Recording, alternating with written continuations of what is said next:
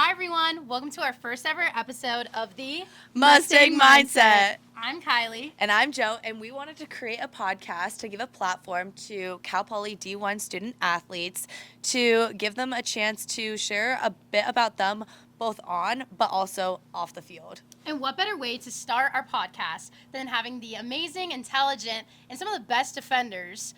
We work with them, they're our friends, Emma Brown and Aynsley Connor. Hey everyone, here's Aynsley and Emma. When Kylie and I were prepping for this first episode, we knew you guys would be the perfect first guests given that you are both senior captains in your last season with the Mustangs. So, how does that make you feel to hear that you're almost done with your collegiate careers? Has this season felt different from the others? Honestly, I think for me it hasn't really sunk in quite yet. I think just trying to focus one game after another. But it's definitely a bittersweet feeling, and I think I know it'll hit me a little bit more once I'm really done and it sets in, it starts to feel real. I think there's been a lot of ups and downs this season that we didn't quite anticipate coming into it, which has made it definitely a little bit more difficult because I think it's been harder than usual to find the love of the game this year based on kind of how our team has done. But knowing that it's also our last year, and trying to make the most of it as well has been a very tricky balance. So I think it's forced me at least to dig really deep and kind of really try to come back to the reasons I started playing in the first place and kind of use those as motivators to keep pushing forward, even when we're in the thick of it. I feel like it's pretty similar. I mean, Aynsley pretty covered it, but just a lot of emotions. Like, you always hear and see, like, in your, senior season of things, I mean, there's a lot of emotions because it's your last year, and this is something that we've been doing, our whole entire lives. It's, a big part of your identity, so I feel like that's really hard, thinking about, letting such a big part of your life go, or at least at the intensity that, we've been playing for the last couple of years. So there's that whole aspect of it. And then, I mean, again, like Aynsley said, it has looked a little bit different for us this year than in years past. And I think that, again, it's caused, all of us to really, dig deep and, figure out, just, pull some more motivation out, especially, you guys said, being captains and leaders and seniors on the team. Sometimes, the position that you can be in is a little bit, mentally, emotionally, physically draining. But I think it's super important to, make sure that you're still showing a good example and being a leader on the team. So I think that we've had to really work hard to make sure that we're still doing that for the rest of our team. Starting us off strong. Yeah, you guys are super well spoken. That was amazing to hear. I know you guys are so dominant in the years past, and I know this has been a little bit of a bumpy season. Now we wanted to take a step back and just talk about the process of you guys wanting to play college ball. Since you guys are seniors, it's kind of fun to look back. I don't know if you guys remember specifics, but was there a point in high school when you were oh shoot, I need to play this sport at the at the next level, or was this always a thing for you growing up? When did you know you wanted to play college soccer? I think for me, it was kind of just always a thing that when you get to a certain level of advancement in club sports, it's kind of okay, I'm putting all this time and effort into it. I'm thinking about the idea of probably playing club. And so for me, at least my club team, it was all the girls were planning on going to college, and I kind of even going into freshman year, I was okay, I think I want to do this. But I think that I was just so forced into it just as an idea of okay, this is the plan, this is the route, that's what happens when you play club sports, you go and play college sports after. But honestly, I think for me, COVID hitting was the final thing that was okay, I really want to play in college, which was my junior year, but I had already committed at that time too. So I still knew that I wanted to play in college, but with the lack of soccer during the COVID time, I really realized how much I missed it, and I was okay, I don't know what I would do without soccer. I definitely want to play at the next level. So it was kind of a more reassuring thing, not having soccer for those months or however long it was. I think going off of what you said, I had a pretty similar experience. I think if anything, it was pressure I put on myself to make it to that level and kind of prove to myself that I could get to that level and I was good enough. So I think, if anything, it was an individual goal that I had set for myself from a very early point on, and I think youth sports kind of filtered us into that channel, where it just seemed like the natural next step to take. I think from my perspective, growing up and watching collegiate sports, it seems like such a glamorous thing. Something that, if you had the opportunity, you'd be a fool not to take it. Which I think, being in my position now, I'd have a lot to say about that. But I think from someone who's on the outside looking in, it feels like this, incredible opportunity that you wouldn't dare to pass up. I think that's a really interesting point that you make, just obviously from our point of view as non-student athletes, the NARPs, you could say. If I didn't know you guys, as much as I do now, I would think you guys had it, all together, which you guys have a lot going for you, but it's not all rainbows and butterflies. But I want to turn it back over to Emma. So as a freshman, you quickly made a significant impact on the team. Could you tell us what the transition was like from high school soccer to college soccer? Yeah, I think that the biggest difference between high school and college soccer is honestly like the pace of the game. Like showing up like first week for like our captain's camp, it's just like we're getting to play with like all the older girls, and it's like definitely intimidating because like me coming in, I was still 17 too, so I'm like just a little baby, and like I'm playing with all these like older girls, and like they're just all so good, so physical, and like so fast. And I think that that's like always the biggest thing for soccer. It feels like that is the biggest adjustment. It's just a different like speed of play. So I think that was definitely the biggest thing. But I think other than that, it's like, it's kind of an interesting transition because you go from being like a senior in high school. So like I was a captain, like a leader and a senior on my team, and then all of a sudden it's like, okay, well now you're back at the bottom, like as a freshman. And so I think it's kind of cool too because you get to find ways to like impact your team as like a freshman, so it might not look the same as like maybe like my year this year has as a senior, but you definitely like still can be a leader in your own ways and all of that kind of stuff. But yeah, I don't think the transition was too hard for me. I think that mainly it was like settling like my nerves and like realizing that like I had a place on the team, because sometimes coming in as a freshman just can be really scary, especially like into the college setting. It just felt like something like that I'd already experienced, but just so much bigger. Right. So yeah, Totally. And then Aynsley, we just have another kind of specific question for you. So I think some people know, but some don't. You originally went to Minnesota for soccer. Yes. Then you hit the transfer portal. Yes. Could you just walk us through like just how that transfer was and like coming onto this team, like how was that transition for you? Yeah, so it was really, if there's anything I took away from my experience at Minnesota, it was lifelong friends. I had an incredible team there. So when I did, go through my my spurts of kind of just my mental health issues there and the things I kind of dealt with, I had such a supportive team. And there's girls that I still talk to this day. One just got engaged, one's getting married in a couple months. So it's just crazy to see that I still have all those connections with those girls. And so I think a really good team culture is something I was looking for when I did go into the transfer portal, knowing that really does make or break an experience for someone. And I think being a transfer is very unique because when you come in, you're kind of on your own island. You're not necessarily with like the freshman class and the newbies because they kind of had their group, but then like the older girls and the people who are in your class who have been here kind of already have their group. So you feel kind of like a tweener, like you're just in the middle. You don't know where you're supposed to be.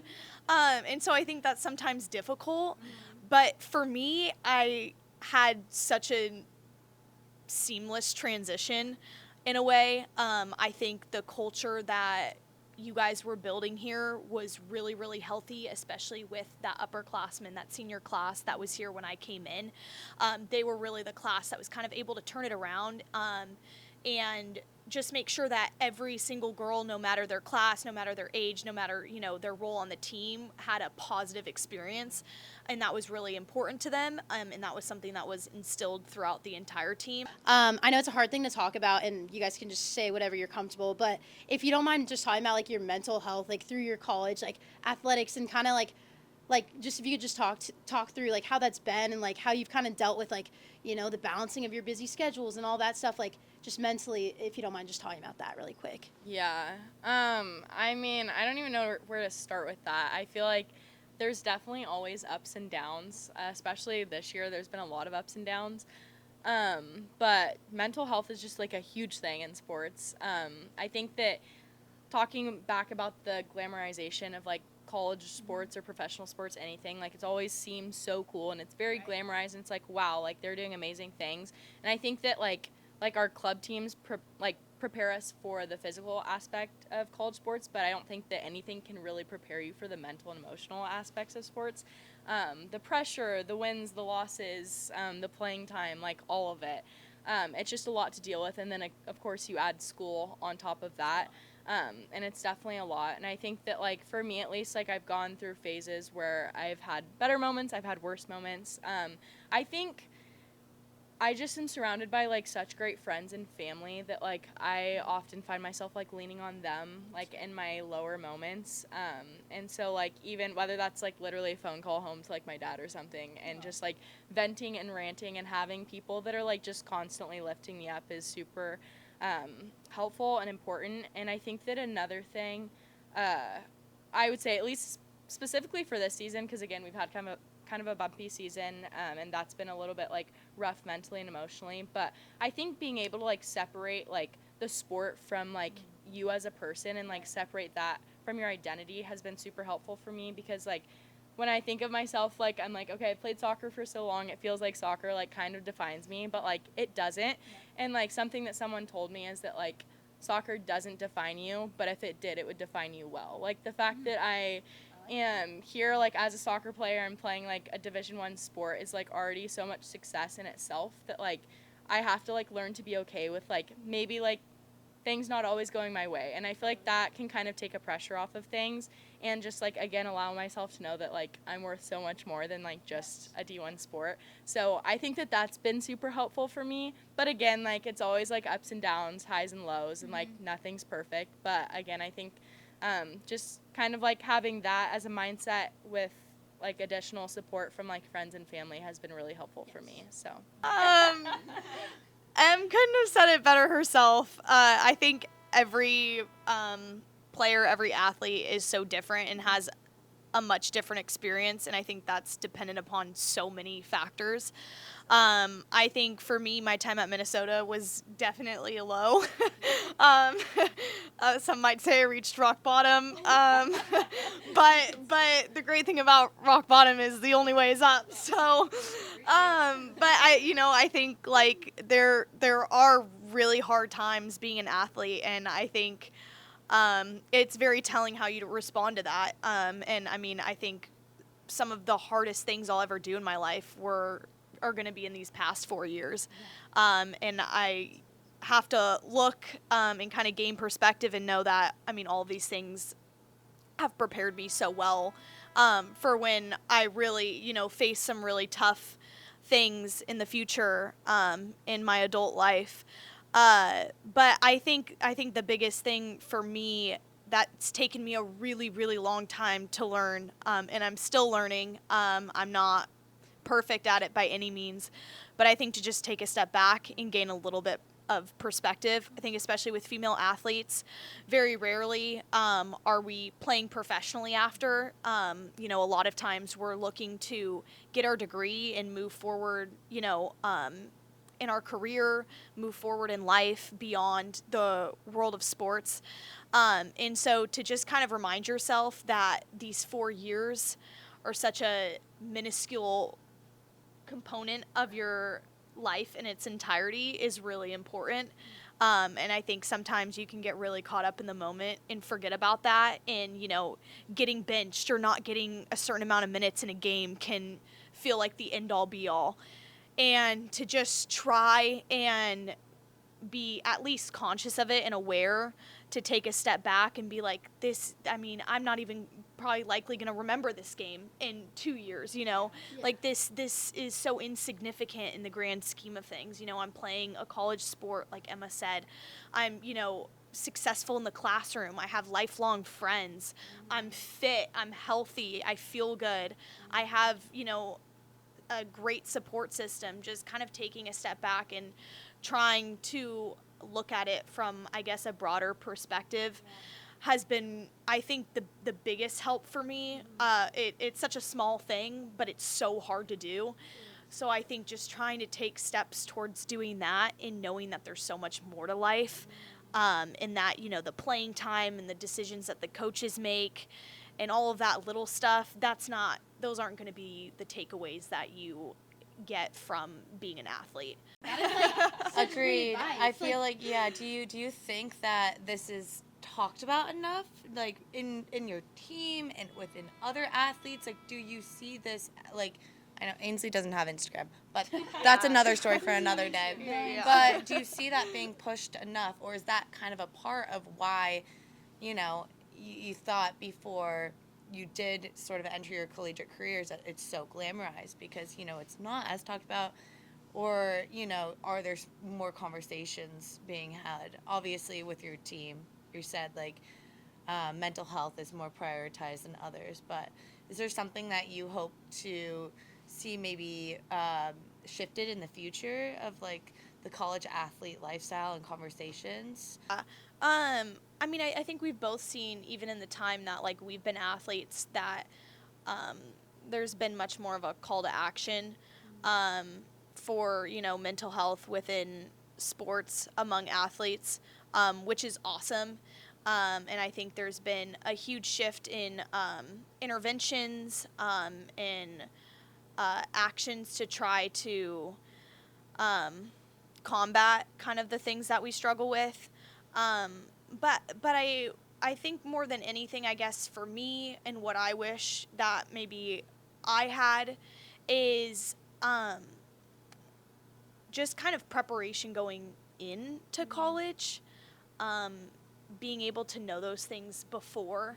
I think one of the hardest parts, at least for me being a college athlete, is I feel like I've had to learn along the way, which has taken up so much mental and emotional and physical energy.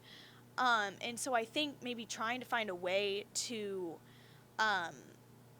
prepare athletes going into it, at least on the mental side, a little bit more. You're never prepared and you never will be. And I think that's, the hardest part about being an athlete, and that's something that you just kind of have to deal with. But at least giving people the tools or the advice or the lessons to kind of have that in their back pocket of when they do start to approach these problems and struggle themselves could be really helpful and potentially preventative. I don't know, but it's definitely something I never had. And all of the things I think we've shared with you are things that we've learned really late on in our careers, which definitely could have been a lot more beneficial if we had learned them earlier. So maybe just starting more conversations about it, or just things like this, getting it out in the open, or just being able to tell your stories, things like that, I think could be invaluable. I think you guys should definitely give yourselves a pat on the back because I can tell that you guys are both amazing leaders and are there for your teammates. So you're doing that now, and, like, you should definitely give yourself credit for that. And it starts with a couple people, and then that rubs off on the next girls that are going to eventually take your spots. So you're starting the cycle right now.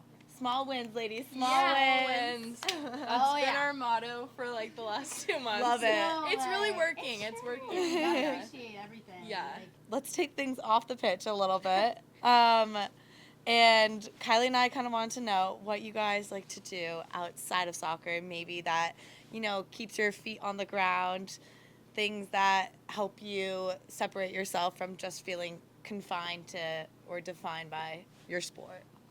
Yeah, I feel like for me, really just being outside. Like, I like running a lot. I feel like I like running by myself a lot. I feel like it's, like, the biggest, like, outlet for me to just kind of, like, let out any, like, stress or issues that I'm dealing with. And it feels like I can just take, like, 30 minutes out of my day to just, like, kind of, like, focus on something else. And again, just let some energy and stress out. I also I really enjoy cooking and baking, though I haven't had time to do that. It feels like since the school year started, so I can't really speak to that much right now. But when I have more time on my hands, I do like that. Same with reading, all of that kind of stuff, hanging out with friends. I just feel like I've had a pretty busy start to the year, so I haven't had as much free time as that'll probably come within the next quarter. So, but yeah, lots of different things to kind of get your mind off of sports when you need to. I mean, very similar. I like being active and outdoors too. I think I find myself keeping busy is the best way to kind of have that balance in having a purpose in other aspects of my life. We both work, and even though it's a lot, I think it's given us an outlet somewhere other than soccer. It's given us time away from the sport, which I think has been really good for us mentally and emotionally. We're huge pickleball players. We love the pickleball life. I'm not as much of a runner. I hope that I will be one day, but right now it's just not in the cards. But I do love yoga. I'm a huge yogi. So yeah, I love, namaste. Love doing yoga. I feel like that's always been something that I like to go do that kind of gets my mind off things too, and just helps me be in the present. And kind of calm my nerves or my stresses, even if it's outside of soccer, just if I'm stressed in general. That's been nice. And just really prioritize balancing, trying, making a huge effort to do things other than soccer. Because I think it can be really easy to just be you know what, I'm done for the day. I'm just going to go home, or dwell on what happened at practice. Or, whatever that looks like. But I think really forcing yourself to do other things and to just find that balance, whether it's in your social life or, with a job or anything, I think is really, really healthy.